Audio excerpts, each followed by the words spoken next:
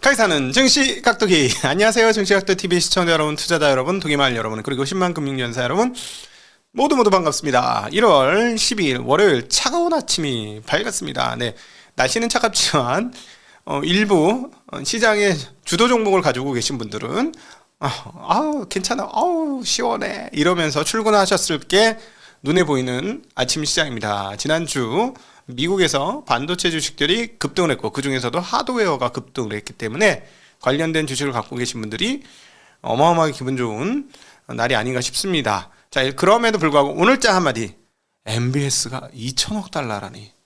오늘의 핵심 이슈는 MBS 2천억 달러. 네, 새로운 양적 완화의 시장인가? 뭐 이거죠. 새로운 양적 완화의 시장이, 야 미쳤네 이런 거죠. 양적 완화가 또 될 수도 있다는 느낌을 진하게 줬어요. 자, 그래서 우리 원자재 가격부터 오늘은 보고 갈게요. 그냥 미국 시장 좋은 거는 다 기분 좋은 거 다 알겠는데, 자, 내가 찬물을 좀 뿌려야지. 자, 원자재 가격 보시죠. 원자재가 미쳤어. 이거 WTI하고 브렌트는 지금 이란 관련된 이슈로 인해서 가격이 오르고 있는 겁니다. 지금 사망자가 60명을 넘었다는 소식이 지난 주말에 들렸으니까 상태는 계속 안 좋고요. 지금 젊은 사람들이 도저히 못 견디고 이란 통화 가치가 완전 똥값이 돼가지고 지금 난리가 났어요. 그러니까 저는 이런 생각이 듭니다. 참 그 이념도 좋고 뭐도 좋지만 국민들이 살기 힘들게 하는 정부는 안 된다, 이런 생각이 정말 많이 드는데, 이란이 그겁니다. 지금 상황에서. 자, 그러니까는 이란은 그 돈 벌었을 때 그걸 가지고 좀 이스라엘과 어떤 그 뭐랄까 대결적 국면을 유지하고 그쪽에 어떤 종주국으로서의 위치를 지키려고 하다가 내치에 실패한 거죠. 그러니까 젊은 사람들이 왜 이렇게 되느냐. 근데 참으로 놀라운 게 SNS로 연결된 신세대들, 그러니까 90년대 이후의 신세대들은 뭔가 그런 성향이 좀 상당히 비슷한 부분이 있는 것 같아요. 그러니까 굉장히 계산이 정확하고 손해를 보면 못 참는 뭐 그런 성향들이 있는 것 같은데, 이슬람 국가인 이란조차도 그렇게 됐다. 그래서 요즘에는 젊은 분들이 히잡을 안 쓰고 그냥 다닌다고 합니다. 이란에서. 원래 이란 세속 국가였잖아, 그렇죠? 자, 원자재 가격 다시 한번 살짝 볼게요. 금 가격이 다시 한번 4,500달러까지 갔고요. 은 가격은 80달러 근처까지 갔습니다. 굉장히 많이 올라가고 있고, 구리값도 중국 경기가 뭐 그렇게 썩 회복도 아니지만 계속 올라가고 있다. 저희 데이터 센터에서 구리가 많이 필요한 걸로 저게 해석이 다 될까? 전 좀 의문입니다. 그 부분에 대해서. 알루미늄 가격들도 계속 오르고 있어요. 비철 금속 가격이 다 올라요. 리튬 가격도 폭등하고 있고, 저기 전기차 경기도 안 좋다는데 리튬 가격 폭등하고 있어요. 지금 원자재 가격들이 다 미쳤는데 결국은 통화가치 하락이 강력하게 작동하고 있지 않느냐. 그래서 우리가 통화 테이블을 보긴 하는데 이게 진짜 의미가 있는 거냐, 통화 테이블을 보는 게. 그런 생각이 좀 많이 듭니다. 어찌되었건 통화 테이블을 한번 또 보고 올게요. 그리고 이제 시장을 갈게요. 자, 통화 테이블을 보면은 달러가 다시 99달러로 갔습니다. 이 99달러로 가는 결정타는 1번에서 제공을 했습니다. 자, 156.8에서 157.8로 무려 하루 만에 1엔이나 올랐는데요. 이유인 즉슨 지금 다카치 사나의 일본 총리께서 지금 잘 나가거든요. 지지율이 아주 좋아요. 그러니까 중의원 재선거를 하겠다라고 지금 언급을 한 상태입니다. 그래서 중의원을 해산한 후 내달 조기 총선을 추진할 것 같다라는 요미우리 신문의 보도가 있었습니다. 그래서 장중에는 157이 아니고요, 159까지도 갔었어요. 159까지도. 자, 그래서 계속 말씀드리지만 한국의 원화는 지난 1년 가까이를 가장 크게 영향받은 통화는 일본 엔화였다. 일본 아무래도 수출 품목에 있어서 서로 경합을 하는 입장이기 때문에 일본 엔화에 영향을 받지 않을 수 없다라고 보이는데, 자, 엔화 가격 한번 살펴보고 올게요. 지금 아주 금리 올려서 다시 강세로 가냐 했는데 156은 저 왼쪽이 금리를 올리기 직전, 그 다음에 금리를 올리고 나서 그 다음에 한번 개입하면서 엔화 강세. 자, 그러나 훌훌 털어버리고 안녕, 다시 난 160엔으로 갈 거야, 투기 세력들 신났어, 뭐 이런 분위기로 지금 가고 있어요. 진짜 이렇게 되면 원화도 어렵죠. 원화도 어렵습니다. 저는 뭐 다른 거 뭐 여러 가지 있겠지만 제가 보기에는 원화의 환율에 가장 크게 영향을 미치는 놈은 일본 엔화더라, 이렇게 볼 수가 있겠습니다.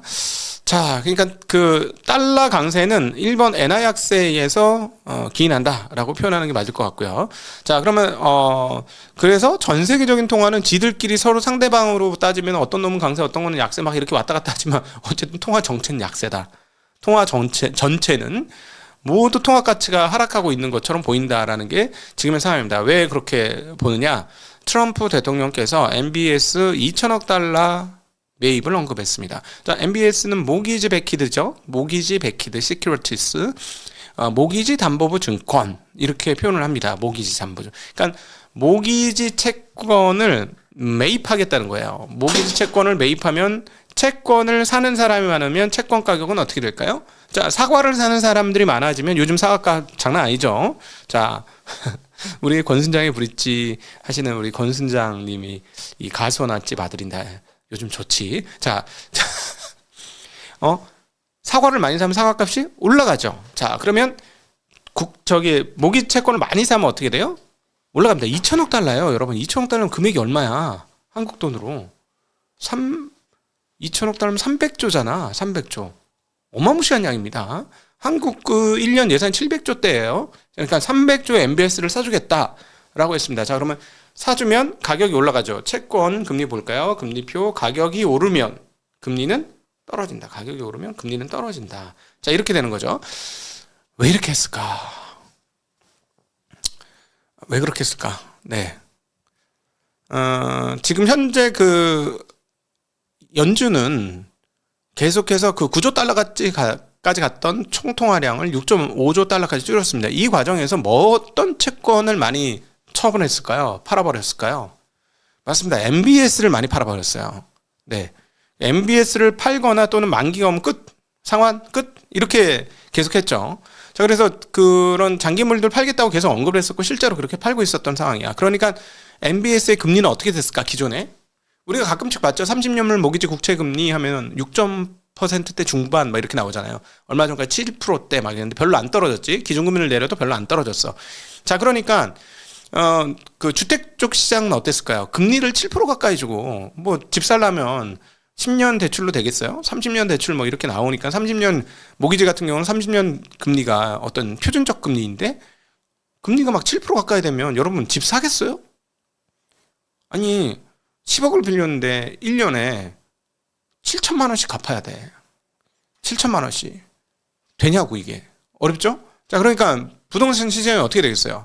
아무래도 좀 영향을 받겠죠. 자, 그러니까 여기에 대한 대책으로 이런 일을 트럼프가 얘기했다라고도 볼 수 있고요.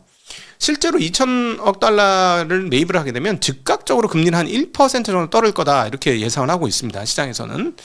그리고 건설 경기 및 부동산 경기는 상당히 강력하게 부흥이 될 것이다라고 보는데 문제는 뭐냐? 문제도 있고 왜 도대체 이랬느냐 보죠. 자, 이렇게 되면 어떻게 돼요? 여러분, 자, 생각을 해봅시다. 금융전사분들이니까 여러분 직접 답을 한번 해보셔야 돼요. MBS를 매입해갖고 시중에다 돈을 주는 거잖아. 내가 현금을 주고 국채를 사는 거잖아. 그럼 시중에 현금이 나가는 거잖아. 그죠? 현금이 나가면 시중에 뭐가 많아져? 돈이 많아지죠. 돈이 많아지면 돈은 돌고 돌아서 돈 아니야? 돌고 돌아 돈이야. 돈은 도는 게 본성입니다. 말 잘 지었어. 한국이 돈에 대해서 아주 강렬한 뜻을 담고 있어요. 이 돈의 본질에 가까운 단어야. 돈이라는 단어는 진짜 너무 명확하고 정확한 단어인 것 같아. 돌고 돌아야 돈이다. 돈인데 돌고 돈다는 걸 우리가 조금 유식한 표현을 뭐라고 표현하죠? 통화승수가 높다는 얘기야. 통화승수, 그죠? 통화승수가 높으면 여기 이 사람 A가 B로, B가 C로, C가 D로, D가 E로 막 이렇게 돌아간다는 얘기죠. 그러면 통화승수가 높아지면은 통화가 많은 것처럼 느껴지거든요. 통화가 많은 것처럼 느껴진다는 건 다른 말로 뭐죠? 재화가 고정되어 있으면 돈 가치가 떨어졌다는 얘기입니다. 돈 가치가 떨어진다는 건 실물 경기로 따지면 그걸 뭐라고 표현하죠? 돈 가치가 떨어진 거를? 자, 빨리 얘기해 보세요. 오늘 왜 이렇게 얘기 안 하셔? 네. 돈 가치가 떨어졌다는 시중의 경기는 어떻다? 맞습니다. AI팀님, 골든님, 훌륭합니다. 다이온님도 훌륭합니다. 인플레이션이 터지는 거죠. 인플레이션. 네. 인플레이션을 유발하게 됩니다. 그러니까, 자, 그리고 인플레이션은 유발할 수밖에 없는 게 뭐냐면 2천억 달러 매입을 오케이, 알겠어. 2천억 달러 매입을 하는데 그 2천억 달러는 어디서? 질문 나오죠? 어디 있어요? 2천억 달? 주머니 쌈짓돈이야 300조가? 300조는 어디서 났어? 자, 그럼 어디서 날까요? 300조는 300조는 어디서 날까? 300조는 어디서 있어? 찍어내? 그 연준이 오케이 하고 찍어내? 안 찍어주면, 연준이 안 찍어주면 어떻게 되는 거야? 안 찍어주면. 그러면 돈 땡길 수 있는 방법은 뭡니까? 정부가 돈 땡길 수 있는 방법은 국채를 발행하는 거죠. 그쵸? 국채를 발행해서 2천억 달러짜리 국가 채권을 발행해갖고 그 돈을 가지고 와서 그 돈으로 MBS를 사주는 거지. 이렇게 되지. 발행해서 돈 땡기고 돈으로다가 국채 사주고 왔다리 갔다리 왔다리 이렇게 되는 거죠. 자, 그러면 미국 국채 금리가 어떻게 됐을까요? 미국 국채 금리가 이것 때문만은 아닙니다. 왜 고용이 나와서 고용이 실업률이 좀 떨어졌어요. 4.5에서 4.4로 좀 떨어지는데, 자, 국채 금리 한번 볼게요. 자, 오른쪽 끝이 지난 주말의 모습이에요. 위에 피레칭 같은 거 빡 찍었죠. 4.21이 넘었어요. 4.21. 자, 금리 인하기 전 최고 금리가 4.2대였어. 금리 인하 무화됐네. 10년물 국채 금리 쪽에선. 그죠? 이렇게 된 겁니다. 자, 두 가지 요인이에요. 그러니까 실업률이 떨어졌다라는 이유가 강력하게 작동을 했고, 또 하나는 이 뉴스는 국채 금리를 올릴 수 있는 뉴스다, 라고 볼 수 있죠. 자, 이렇게 되는 것이. 그러니까 돈 가치가 떨어지면 채권은 미치고 환장하고 팔딱 뛰는 거야. 채권이 제일 힘든 때가 언제냐? 인플레이션이 빵빵 터지면 채권은 가치가 없어져요. 그래서 제가 최근에 뭐 채권은 그냥 그래요. 그냥 뭐 별로 그래요. 그래서 저는 요즘에 어떻게 하지 하다가 차라리 채권 말고 메자닌이나 그게 낫겠다. 메자닌이나 3호로 한번 해봐야 되겠다. 뭐 이런 생각이 좀 들고 있는 상황이거든요. 예. 자, 그렇습니다. 자, 그래서 이런 일이 벌어졌다. 근데 왜 이랬을까? 왜? 트럼프는 왜 이랬을까? 왜 그랬을까요? 트럼프는. 왜 이런 MBS 2천억을 사주겠다는 얘기를 할까요? 이렇게 해석되지 않을까요? 연준에 대해서 금리 안 내려? 금리 안 내려? 그럼 내가 직접 할게. 뭐 이런 의사 표현 아닐까요? 내가 직접 할게. 금리 안 내리면 내가 직접 금리를 내려줄게. 이런 의사 표현이 될 수 있죠. 그러니까 그 연준을 상당히 크게 압박하는 용도로 사용될 수 있다라는 겁니다. 이 건이. 자, 그럼에도 불구하고 채권 시장은 냉정하니까, 아이고, 생각할 때, 이거 뭐야? 또 2천억? 뭐야? 뭐 어디서 돈이 나서? 아이고, 또 국채 발행 또 하는 거 아니야? 하면서 저런 약세를 표현했다는 것이죠. 그렇게 보시면 될 것 같습니다. 어쨌든, 그래서 이제 원자재부터 시작을 했던 거고, 국제 통화 가격이 계속 가치가 떨어지는 흐름들이 지금 진행되고 있다라고 현재 상황들을 말씀드릴 수 있겠어요. 자, 이란의 반정부 시위가 격화 중이라는 소식은 이제 들어서 잘 아실 테고요. 노르웨이 인권단체 이란 인권이 밝힌 바에 의하면 50명도 넘는 그 시위자 사람들이 숨졌다. 그리고 수십 명이 추가로 사망했다는 보도가 있다라는 이야기를 들려주고 있습니다. 매우 안타까운 얘기고요. 하여튼 국민을 힘들게 하는 정부는 어찌되었거나 옳지 않다라는 게 저 개인적인 생각입니다. 네, 아무리 이념이고 뜻이고 이런 게 좋을지라도 국민을 먹고 살게는 해야 되는데 그런 걸 못하는 건 큰 문제다라는 생각을 하게 됩니다. 자, 이제 주식시장 넘어가죠. 미국 주식시장. 자, 패미들을 통해서 시장 한번 살펴보도록 하겠습니다. 자, 전반적으로 시장이 좋아요. 그동안에 많이 좋았던 제약주들 좀 빠졌고, 그 다음에 은행, 투자 이쪽이 좀 떨어졌고, 카드사 그 외에는 전반적으로 미국도 그 보잉사, 제너럴 일렉트릭 이런 동네 너무 좋습니다. 우주항공이 전 세계 그냥 아주 핫 아이템입니다. 지금 오른쪽에 보시면 있죠. 그리고 진짜로 많이 올랐던 건 뭐냐면 브로드컴이 오랜만에 많이 올랐습니다만은 사실은 특징적인 게 뭐냐면 인텔 미쳤죠. 인텔 많이 올랐습니다. 그 인텔이 이번 상승의 약간 주축인데 도널드 트럼프 대통령이 그 인텔 최고 경영자 리프탄 만났잖아요. 그래서 훌륭한 회의를 가졌다 이렇게 밝히고 있고요. 그러면서 이제 반도체에 대한 분위기는 더 좋아졌습니다. 자, 그런데 오늘 보시면 브로드컴을 제외하고는 어떤 놈들이 강세였나 보면 인텔 강세였고요. 10%대. 자, 마이크론 테크놀로지 엄청난 강세였죠. 마이크론 테크놀로지도. 자, 그리고 오른쪽 끝에 계속 말씀드렸던 램 리서치, 어플라이드 머티리얼스, KLA 덴코 뭐 이런 애들이 엄청나게 강세입니다. 자, 이거는 다 어떤 애들이에요? 네. 네, 이건 다 저겁니다. 그 하드웨어 주식들이에요. 하드웨어 주식들. 네. 하드웨어 주식들이 좋다는 건 계속 말씀드리지만 이제 하드웨어가 쇼티지의 국면에 확실히 들어갔고 공급을 늘려야 되는 상황이 왔다라는 것을 시장이 인식하고 있다라는 것이죠. 그럼 미국 시장에서 인식하고 있는 거고요. 저 여러 중심에는 누가 있습니까? 메모리 업체들이 있습니다. 미국에는 마이크론 테크놀로지, 한국에는 삼성전자, 하이닉스 이렇게 있는 거죠.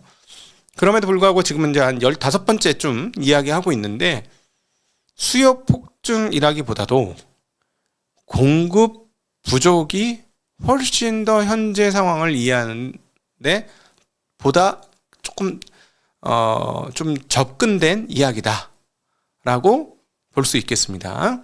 자, 그래서 제가 이런 말씀을 드리는 이유는 반도체에 대해서 언제 고민을 시작하셔야 되냐면 증설 얘기가 본격화되면 나올 것인데, 자, 여기서 이제 중요한 포인트가 있습니다. 자, 이제 한국 장전이니까 미국 시장과 더불어서 한국까지 이렇게 아울러서 한번 이야기를 해보도록 하죠. 그 삼성전자, 하이닉스가 알고 있어요. 지금 이 상황들을. 그러니까 공급을 안 해줬기 때문에 가격이 미친 듯이 올랐다라는 건 알고 있는데, 근데 약간 어버벙한 것도 있어요. 어벙벙이 아니고 죄송합니다. 말 표현 완전히 잘못했네. 어버벙, 뭐지? 이렇게까지나? 이런 게 조금 지금 업계에 좀 있습니다. 와, 이런 거죠. 자기네도 이런 경우는 처음인데? 뭐 이런 거예요. 그런 측면에서 약간 수요가 터진 듯한 느낌을 받긴 하죠. 그러면 공급을 늘리면 되잖아. 그런데 공급을 왜 안 늘리냐? 진짜 한 20번째 얘기하고 있습니다. 22년도, 23년도의 트라우마는 너무 크고요. 그럼 왜 그러느냐? 이게 지난번에도 20년에 막 폭증해가지고 다 난리 나가지고 증설 쫙 해가지고 21년부터 뽑아냈더니 뭐야? 아무도 안 사. 계약 다 취소하고 이렇게 된 거 아닙니까? 이렇게 되니까 무서운 거죠. 증설하는 게 무서운 거예요. 그리고 지금 증설 안 해도 가격 쭉쭉 받고 역대 최고 실적 나오니 즐길 수 있는 거죠. 그리고 지난번 20년, 21년에도 그랬어. 그때 모자란다고 난리 쳐가지고 공급 딱 해줬더니 그때부터 박살 나더만. 이것도 2년 정도 가면 끝나는 거 아니야? 대충 보니까 추론 뭐 그것도 한 2년 정도, 27년이면 다 깔겠네. 그럼 그 다음 끝인데 우리가 여기서 공급 늘리면 어떻게 되는 건데? 재발등을 내가 찍으라고? 그렇게 못하지 하는 게 지금 반도체 공급업체들의 분위기로 읽어집니다. 반도체 그런 분위기가 분명히 있는 것으로 보여지는 상황이에요. 자, 여기까지 이해되시죠? 그러면 과제는 무엇이냐? 주가적으로 봤을 때 과제는 두 가지가 있다. 일단 삼성전자가 두 가지가 있고 메모리 업체는 한 가지인데, HBM의 가격을 높은 마진율로 계속 받을 수 있느냐, 뭐 지금처럼 한 60, 70% 이렇게 해서 계속 받을 수 있느냐 하는 점이 하나 있고요. 이거는 엔비디아의 마진과도 결합되어 있습니다. 자, 근데 엔비디아는 이번에 H200을 중국에 팔면서, 이거 중요한 뉴스죠. 뭐라고 했어요? 선빵. 자, 뭐냐면 중국 애들이 제가 예전에 그 중국하고 거래하는 데 보면 저거 진짜 안 좋아요. 결제가 진짜 그지 같아요. 지저분해. 중국 결제가 진짜 지저분하거든. 계약금 주고 중도금 주고 잔금은 다음번 계약할 때 준대. 그거 안 주는 거야. 아주 결제가 지저분해요. 그러니까 근데 젠스랑 얘기 그거 보면 다시 옛날 그 전화 탐방하고 탐방했을 때 그 중국의 결제 얘기 들었던 게 확 떠올랐는데, 자, 결제는 선불이에요. 제품이 없어서 못 팔아. 그러니까 선불 주든가 말든가 간두든가 뭐 지금 이런 거죠. 자, 그런데 지금 중국의 분위기는 뭐냐면은 그 하웨이 어센드 970인가 이 다음 버전이 나온다는 거야. 이전 버전이 H20하고 성능이 거의 비슷했기 때문에 H20을 못 팔겠다라는 설이 있죠. 내부적으로는 그런 설이 있어요. 그러니까 H200에 버금가는 칩이 조만간에 하웨이에서 나온다. 그러면 그때는 어떻게 될 거냐? 또 국산화 얘기를 할 거다라는 거죠. 그러면서 H200 그 수입 금지 뭐 이렇게 할 수도 있어요. 자, 그런데 2분기 열어주는 거예요. 지금 2분기까지 뭐 이렇게 열어주는 분위기야. 그럼 어떻게 되겠어? 뭐 저기 어디야 뭐 수많은 업체들 있잖아. 딥시크라든가 이런 애들은 HBX 살려고 달려들겠지. 그걸 엔비디아 알았지. 엔비디아 아니까 선불 내시든가 말든가 이렇게 된 겁니다. 자, 그러면 H200이 많이 팔리면 수요가 하나 더 폭증하는 거예요. 그러면 이게 계속 유지될 수 있을까 하는 거죠. 계속 유지되면 H200 가격과 마진은 유지가 될 겁니다. 일단 26년은 확정이니까 H200까지 된다면 뭐 27년 상반기까지도 뭐 이렇게 연장될 수 있겠죠. 이거 HBM 마진에 하나 있고요. 자, 다시 돌아가. 그다음 두 번째는 레거시의 마진을 유지할 수 있느냐예요. 자, 레거시 그냥 일반 DDR, DDR5 뭐 이런 거. 요거의 핵심은 뭐냐면 장기 공급 계약을 가느냐예요. 그러니까 나 칠판 같은 거 있으면 그려서 해줬으면 좋겠다. 수요는 쭉 우상향. 반대로 그려야 되나? 화면이 반대니까 쭉 우상향. 헷갈려. 그냥 제가 할게요. 여러분 거꾸로 보세요. 수요는 쭉 우상향. 21년, 22년, 23년 우상향하다 살짝 꺾어졌고 이렇게 돌아온 거예요. 우상향. 항상 늘지 뭐 수요는. 자, 근데 공급은요. 공급은 계단식으로 늡니다. 이렇게. 보여지나? 이거 거꾸로 했나? 이렇게. 자, 이렇게 하는데 이렇게. 자, 이렇게. 다시 그래. 팔뚝이 너무 두꺼워가지고 선이 안 되는데? 하여튼, 제가 이 칠판 한번 나중에, 어떻게 구할 수 있으면 한번 해보도록 하겠습니다. 기술적으로 접근이 가능하면 한번 해줄게요. 자, 그러니까 공급이 계단식으로 올라오면은 공급 과잉이 바로 생겨요.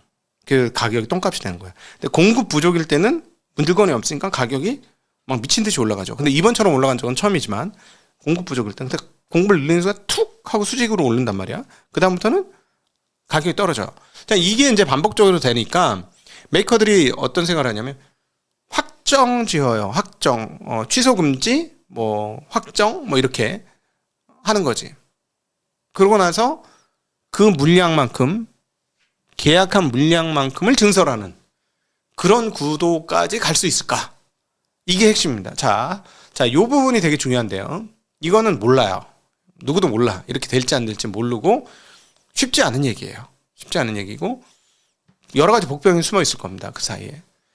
만약에 이렇게 되면 멀티플이 완전히 달라진 거죠. 지난번에 뭐 PBR 밴드가 아니고 PER 밴드로 봐야 된다. 뭐 이렇게 얘기한 게 맞게 되는 거죠. 자, 그러면서 이렇게 되면 멀티플이 고점이 뭐 우리는 뭐 저퍼에 사서 고퍼에 팔아라 뭐 이렇게 됐는데 이게 아니고 퍼의 진폭이 줄어들면서 전반적으로 퍼가 상향이 되는 거죠. 20배에서 15배 뭐 이렇게 되는 거예요. 20배에서 15배. 야, 갖고 있는 분들한테는 이제 또 황홀한 얘기를 해드리면 20배에서 15배 되면 지금부터 주가 2배 올라야 되는데 너무 꿈은 꾸지 맙시다. 그 보유 편향에 빠지지 맙시다.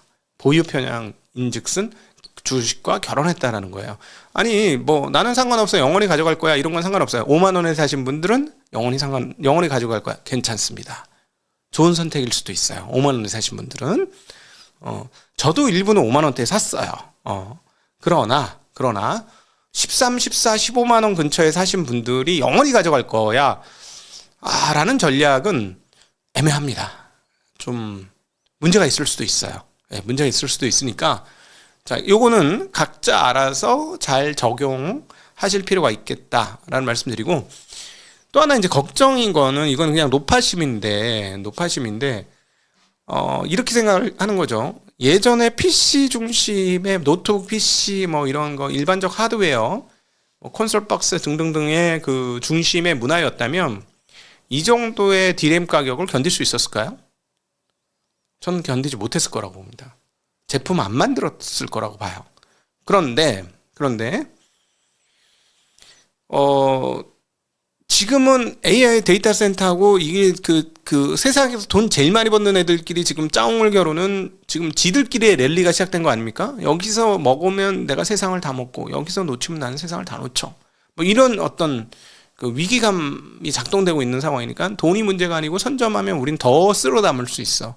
왜냐하면 걔들이 여지껏 그렇게 쓸어 담았잖아요.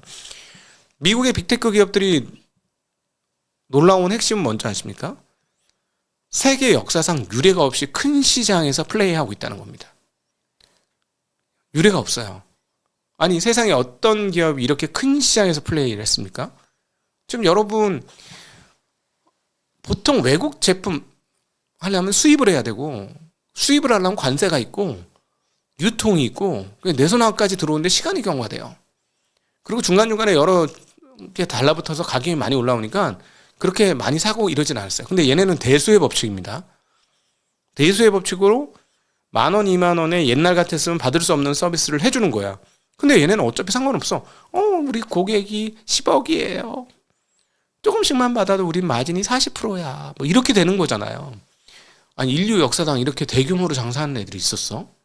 아, 석유가 조금 대규모로 장사를 하긴 했구나. 석유가. 석유 메이저 업체들이 옛날에 주가는 사상 최고 주가였잖아요. 근데 그것보다 더해. 그건 B2B였고, 이건 B2C거든. 야, B2C로 이렇게 가능해. 그러니까 얘들이 돈을 쓸 수 있는 힘이 있고, 얘네들이 돈을 쓰니까 마진이 유지가 되고 있는 하드웨어 쪽에서. 그러니까, 그런데 옛날 같았으면 말입니다. 옛날 컴퓨터를 쓰던 친구들이면 이 정도 메모리 가격 저는 못 견뎠다고 생각해요. 못 견딥니다. 안 했을 거예요. 그냥. 그래서 수요가 자동으로 감소가 되면서 가격이 조정되는 이런 흐름이 났을 거라는 거죠. 근데 지금은 전혀 다른 상황인데, 그럼에도 불구하고 과거의 어떤 우리의 일반적 인식 수준에서 본다면 무슨 일이 언제 어떻게 일어날지 어찌하냐고. 나는 그거 모르겠네. 라는 얘기를 하고 싶습니다. 그냥 한 가지 그냥 주의한기 차원으로 생각하시면 좋을 것 같아요. 자, 지난 주말에 이제 고용 나왔는데요. 고용 한번 살펴보도록 하겠습니다. 실업률이 4.5에서 4.4로 떨어졌고요. 비농업 고용 지수는 56,000에서 5만으로 좀 떨어졌습니다. 예상은 66,000이었으니까 예상보다는 상당히 떨어졌고요. 반면 시간당 평균 임금은 늘었습니다. 이전에 0.2%였는데 0.3%로 올랐어요. 그래서 아까 금리 떨어진 게 트럼프의 MBS가 모두 다인 것처럼 얘기했지만 그건 아니고, 자, 실업률 떨어졌고요. 그다음에 평균 임금도 올라오는 이런 상황들을 보건데, 아, 미국 경기가 괜찮구나. 실업률도 아직 괜찮네. 그럼 금리 안 내리겠네. 라는 생각도 같이 작동했기 때문에 금리가 올랐다라고 정리해 드릴 수 있겠죠. 네, 그런 정도로 보시면 되겠고, 자, 그래서 금리물 한번 보도록 하겠습니다. 금리는 아까 10년물 금리를 보여드리긴 했습니다만 4.2까지 올라갔지만 대자리로 떨어졌고, 그다음에 오히려 단기물 금리가 조금 올라가면서 서로 간의 스프레드가 조금 줄어들어서 플래티닝 해졌다, 좀 평평해졌다. 장기금리와 단기금리의 금리차가 좀 붙었다. 이걸 플래티닝이라고 하는데 좀 평평해졌다. 이렇게 보시면 되겠습니다. 자, 오늘도 도움이 되셨으면 하는 바람을 가져보고요. 자, 혹시나 새로 오신 분들이 좀 많기 때문에 이 금리 얘기하고 이러면 머리에 좀 많이 혼동이 되실 텐데요. 지금 당장 다 알으실 필요 없고요. 듣다 보면 때가 되면 저절로 가랑비에 옷 젖듯이 스며들어 옵니다. 그래서 중요한 거는 꾸준히 계속 들으시면 나중에 되면 경제가 이렇게 돌아가는 거구나. 이렇게 되실 거니까 좀 인내심을 가지면서 길게 보시면 좋겠습니다. 오늘도 함께 해주신 모든 분들께 진심으로 감사하고요. 추운 날씨입니다. 건강 조심하시고 저처럼 감기 들지 마시고 건강하게 겨울 나셨으면 좋겠습니다. 즐거운 한 주 되십시오. 감사합니다. 질의응답에서 여러분 뵙겠습니다. 안녕.